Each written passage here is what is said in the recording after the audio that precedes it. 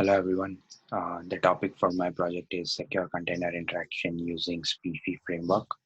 The problem statement which I'm trying to identify over here is to how can we secure a service to service based communication inside a Kubernetes cluster. This is required as it prevents unauthorized access to the Kubernetes containers or the pods, and it prevents the hackers or any third party to steal data during the communication of service to service. It also protects the microservice endpoints from third parties who can try to misuse those APIs. Um, one of the way which I can solve this issue is trying to identify the process ID of the container which is running, and then use this process ID to establish a secured communication using the certificates.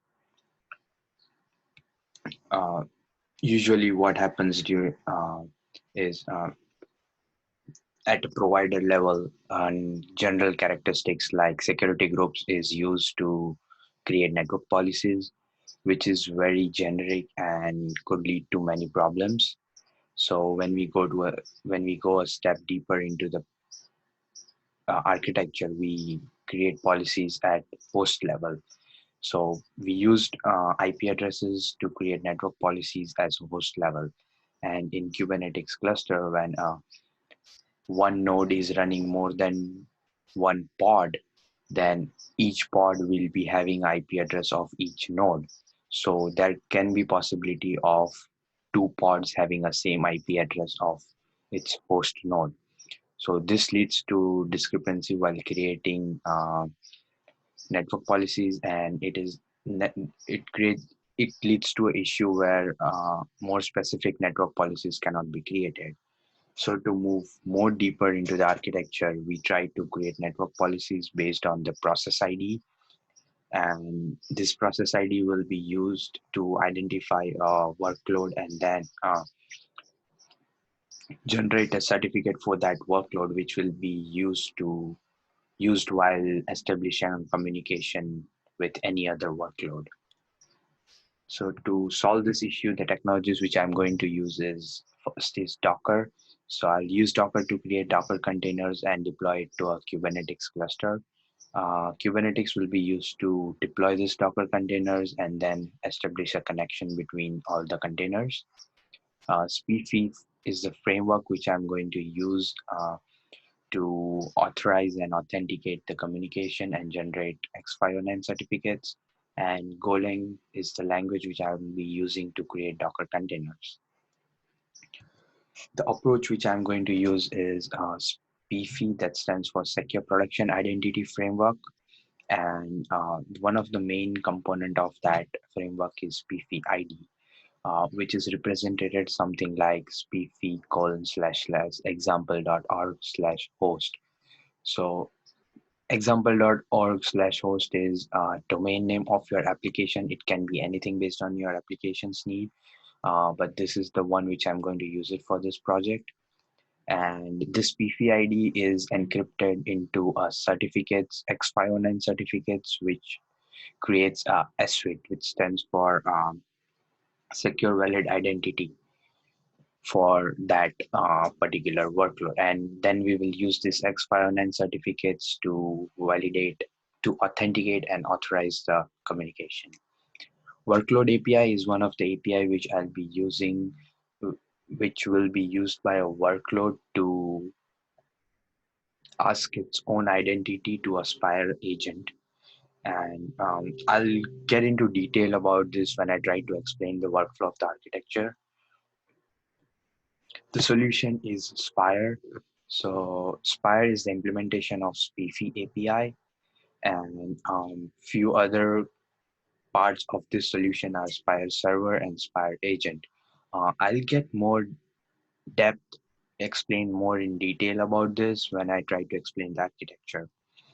So now this is like my higher level architecture of my project, where there is a Kubernetes cluster, and that cluster has only a master node in it.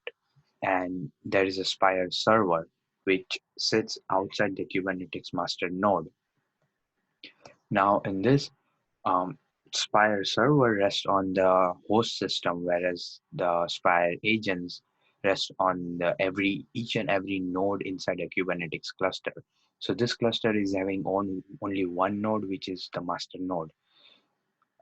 Initially, when system wakes up, um, the Spire server tries to do a node attestation with its node. So it will try to perform node attestation with each and every node inside a Kubernetes cluster. So when a node attestation happens, um, a certificate is assigned to the Spire agent, and the details of all the Spire agents and their certificates are maintained into a Spire server. Now, once the node attestation is done, it's time to do a workload attestation. So the Spire agent is once the Spire agent wakes up, what happens is it has all the certificates issued. It has the certificate, its own certificate, which has its own proven identity. So now, and this Spire agent runs on each and every node. So when a pod, that is a workload inside that node, wakes up, the pod will use workload API to ask Spire agent its own identity. So, so when workload API asks Spire agent will ask workload attester, which is in this, which will go at the kernel level and identify the process ID of the caller of this workload API. Once it identifies the process ID, that PID as PID process, that means process ID, is sent to Spire agent, and then Spire agent uses its certificate to authorize that particular workload. In this way, the system is fully bootstrapped now, and then no other workload than the workload which is authorized can try to access the data or any communication happening inside this cluster.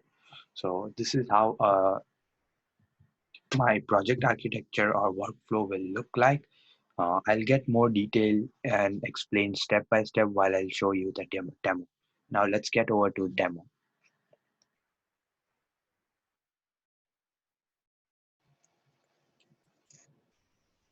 Okay, so here is my setup of my project. I have installed Ubuntu on a VirtualBox, and then I'm trying to run my entire project.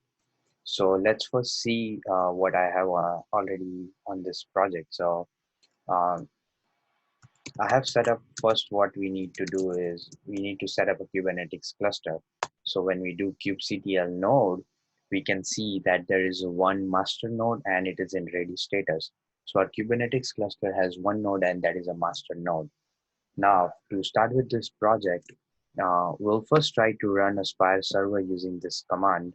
And once we run Spire server, as you can see, the Spire server is now running, and then it's initializing API endpoints, and the SPIFFE ID for that particular Spire server is SPIFFE dot slash slash example.org slash spire slash server. Now the server is started. Now when we want to when we want to validate a Spire agent, we first need to generate a token for that Spire agent. So that will be, we'll generate a token for that particular agent using this command, which says like token generate, and we pass the SPIFFE ID for that particular Spire agent. So the one Spire agent which we have and the SPIFFE ID for that particular agent is SPIFFE slash dot slash slash example dot org slash host. So now once we generate the SPIFFE the token, we will copy that token, and then we will add it to our config file. So when we run that config file, we will mention that I want to bootstrap this particular agent to the server. So we are passing us the token which is generated for that particular agent. Now once that is done, we will apply that particular config file to our setup. Now kubectl config file. Okay, now we have applied, so that config file is set up. Now the next thing what we will do is we will try to deploy our Spire agent.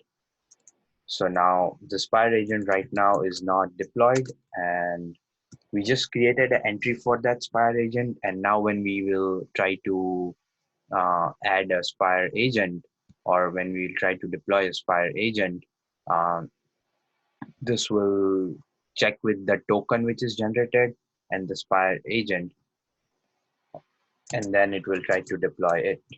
So we are using daemon set, as daemon set in Kubernetes is deployment which happens on each and every node.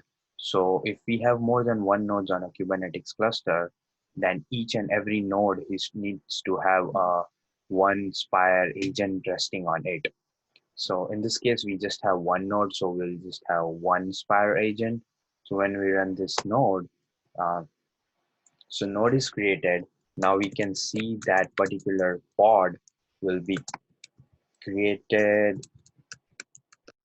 That particular pod will be created, and you can see that you can see the Spire agent. The Spire agent is in running status, and that is created. And also here you can see that the SWIT, that is like X509 certificate for that particular agent is signed. You can see it mentioned it is signed, and the SPIFFE ID for that particular agent is this. Now, once the SPIFFE ID is done, that means our node attestation is done, and then the next step what we'll try to do is we will deploy our client. So client means any of our microservice which is trying to deploy on a Kubernetes cluster, and then like basically means our application. So let's deploy an application which is client deployment.yaml. And what I have in this application is a Golang program which just prints a SPIFFE. So I'm just trying to um, make it as simple as possible so it's easy to understand. So this now since we have done that, now let's see get pods, and then we'll go to n. Let's see if our client deployment is done. Yes, we can see our client pod is ready, and now it is running in a running state. So once that pod is running, what we will do is we need to create a SPIFFE ID for that particular pod. So we use this command, which is we generate an entry for that SPIFFE ID. So what we'll mention is Spire server entry create parent ID. So we'll give a parent ID of that particular node on which that workload is resting, and then the SPIFFE ID. So SPIFFE ID is, you can see we have a host slash workload. So that means this is the SPIFFE ID of that particular workload, and the parent of that workload is host. So we have mentioned parent ID as host, so that means the SPIFFE ID of that particular node, and the workload which is resting on that particular node is host slash workload. So that's the SPIFFE ID. And the selectors, that means if we have more than two nodes on that, more than two pods on that particular node, we need to select using the selectors that which particular this SPIFFE ID belongs to which particular node, sorry, which particular pod. So here is the we are using root as the user. So when workload attester will check at the kernel level, it will try to use the selectors to check that who is the caller of this API. So once we do that, we can see the entry ID is created. So the entry ID is created for that particular workload attester, and then the selectors, the SPIFFE ID. So you can see here is the SPIFFE ID of that particular workload, and that particular workload rests on this node. So now the entries are generated. Now another thing is once the entries are generated, we can see, let's try to access our client node, which we have created over here. So first we will try to copy our the certificates which are generated. So what we'll first we'll try to fetch, and then we'll try to use the certificates which are generated. So I'm going to use this command. So we are using agent sockets as a place where the a path or a file which is shared between the host, like the SPIFFE server, and the Spire agent. So which will be used by, and also with the workload. So which will be used to transfer the certificates and assign the certificates to each and every component. So using this command, the Spire agent API fetch X509, those certificates will be fetched, and then it will write the certificates to this particular path. So when we do that, let's run that, and you can see the certificates are, we are writing those certificates to that particular, this path. And these are the details of that certificate, like validity of the certificates, and all other detail, like and the SPIFFE ID for that particular certificate. So here you can see SPIFFE ID is of workload. So now the certificates are generated is for that particular workload. That is a pod or our client application which is running over here. And also here you can see those the signed S-read, and now the SPIFFE ID is changes. It is now workload, whereas earlier it was host. So first we did a node attestation using this, and then now we are doing a workload attestation using this.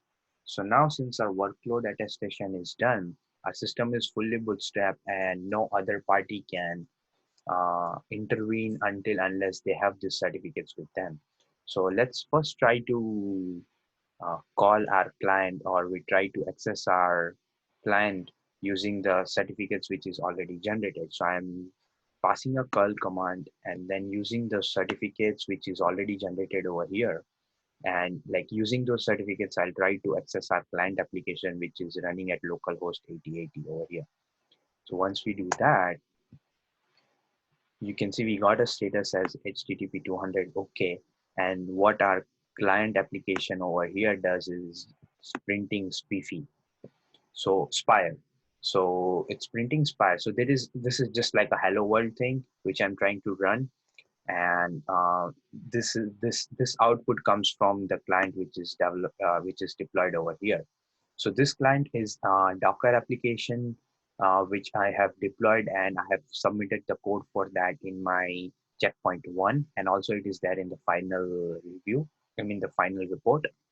So now this is how secured or authenticated communication works in the Kubernetes cluster. Now let's see if we are trying to, now we have this. So let's see, we are trying to pass some other certificate, or let's see, we are passing a tempered certificate. So let's say we just give a wrong name of that. So, and now if we try to run that, so you say error reading the certificate or key, error while reading the file, and we cannot see this printed over here. So that means the certificates are not valid certificates, and the communication with the client app is not done. So let's first change this back again to this, the valid name of that certificate, and see. See, again, when we are passing the valid certificate, it prints from the Spire. Now let's see, we can try to change the certificates and see if that works or not. So what we'll do is we'll change to the place where our certificates are written. So here you can see we have svid.key and svid.pem. So let's say we try to change svid.0.key file. Sorry.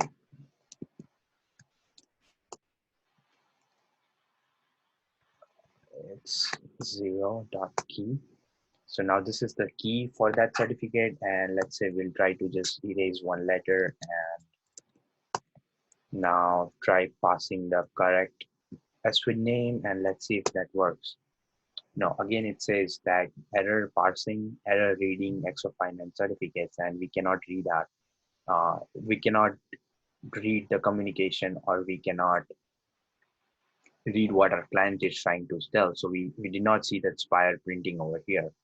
Now let's go back again and then try to change it back to what it was. It was M. So that is saved, and then I'm trying to run again. And yes, so now our certificates are correct and print Spire. So that's how we can authenticate and authorize the communication inside a Kubernetes cluster. And this is one of the way which we can secure and we can prevent our Kubernetes cluster from third-party containers or hackers who are trying to steal the information using this X509 certificates. So one of the advantage of this certificates is whenever a cluster or whenever a client is down. So when this pod is having some errors and it goes down, Kubernetes will automatically generate a new client for this. That is like using this kube controller manager. New pod will be generated. So replication of that particular pod, like this particular client, will be done. And the best part of this framework, SPIFFE framework, is we don't need to do authorize this new pod manually again. The rotation of the certificates will be done, and this will be the new client or new pod which is up will already be authenticated, and then it can be used in our entire project architecture. So that's it for now, and this is my demo for my project. Thank you.